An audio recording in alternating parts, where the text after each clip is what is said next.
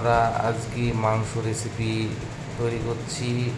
আজ মাংসর প্রথমে আমরা আলুটাকে সুন্দর করে লাল লাল করে ভেজে নিচ্ছি। তারপর আলুটা ভেজে নেওয়ার পর মশলা কড়াইয়ে দিলাম। মশলাটা গার্নিশ হচ্ছে, তারপরে লঙ্কা গুঁড়ো, জিরে গুঁড়ো, আদা সব গুঁড়ো দিলাম। দেওয়ার পরে এটাকে সুন্দর করে নেড়ে চেড়ে এটাকে সুন্দর করে গার্নিশ করে মশলাটাকে কষিয়ে মাংস দিয়ে দিলাম। মাংস দেওয়ার পরে মাংসটাকে ভালোভাবে নেড়ে সুন্দর করে কষে নেওয়া হলো। কষে নিচ্ছি আমরা। মাংসটাকে খেতে সুস্বাদু হবে। ভালো করে কষলে মাংসটা সুন্দর করে কষে নেওয়ার পরে একটু হালকা হলুদ গুঁড়ো দিয়ে দিলাম।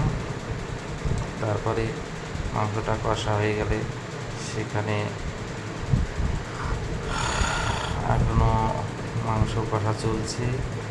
মাংসটা সুন্দরভাবে কষে নেওয়ার পরে কষতে তারপরে সেটাকে কোথাও যেন লেগে না যায় সেভাবে কষে মাংসটা সুন্দর করে কষে নেওয়া হচ্ছে।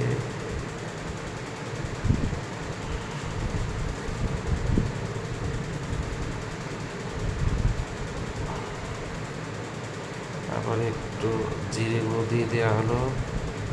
জিরে গুঁড়ো দিয়ে দেওয়ার পরে মাংসটাকে হালকা জল দিয়ে মাংসটাকে একটু সেদ্ধ করে নেওয়া হবে। সেদ্ধ করে নেওয়ার পর মাংসটা ভালো করে সুন্দর করে নেড়ে একটু ঢাকনা দিয়ে ঢেকে দেওয়া হলো।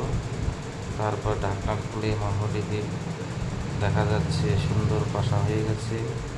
মাংস কষার পর সেখানে জল দিয়ে ভালো করে ঝোল করিয়ে নেওয়া হলো। এবার সেই মাংস রেসিপি শেষ। এবার কড়াইয়ের তারপরে ঢেলে পরিবেশন করা হবে।